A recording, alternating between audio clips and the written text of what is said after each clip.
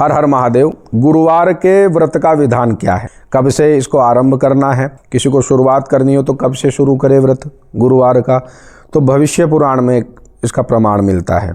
किसी भी महीने के शुक्ल पक्ष में जिस दिन अनुराधा नक्षत्र हो, गुरुवार हो, बृहस्पति की सुवर्णमयी निर्मित मूर्ति को सोने के पात्र में स्थापित करके, अब आप कहेंगे कि महाराज आप तो सभी सोने सोने का बता रहे हैं, तो वो उनके लिए हैं जिनके पास धन की मात्रा भी प्रचुर हो, जो इस सामर्थ्य रखते हो धन के लिए।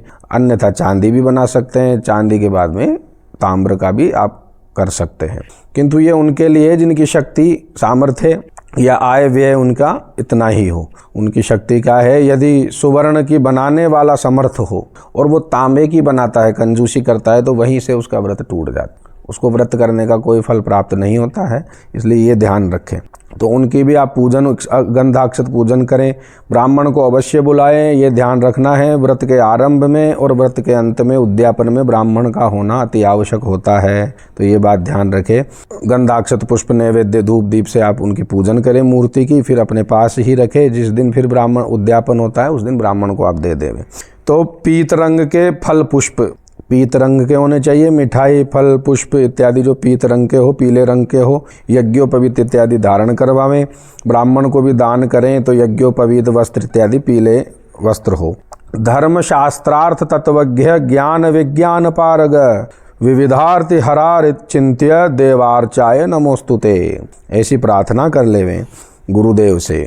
गुरुवार के जो होते हैं उस दिन आप गुरुदेव की भी पूजन कर सकते हैं, बृहस्पति जो हैं उनका भी पूजन करें, उनका भी ध्यान करें। यदि संभव हो तो ब्राह्मणों को पीली गाय के घी में बने हुए पीत धान्य यानी चने के पदार्थों का भोजन करावें, ऐसा विधान है। सुवर्ण की दक्षिणा देवें या फिर दक्षिणा देवें, स्वयं भी भोजन करें और ब्राह्मण को भी भोजन करावे, उद्यापन के दिन का विधान है। अब कितने व्रत करने हैं? कम से कम आपको 7 व्रत करने हैं, अधिक से अधिक 1 वर्ष करना है, या फिर श्रद्धा हो तो आप कितने भी वर्ष करें, लेकिन 7 व्रत तो आपको अवश्य ही करने हैं। इससे गुरु ग्रह से उत्पन्न होने वाला अनिष्ट नष्ट होकर आपको स्थायी सुख प्राप्त हो जाता है। ये विधान मैंने आपको बताया, कुछ भी समझ में ना आए तो मुझसे पूछ लीजिएगा। हर हर महादेव।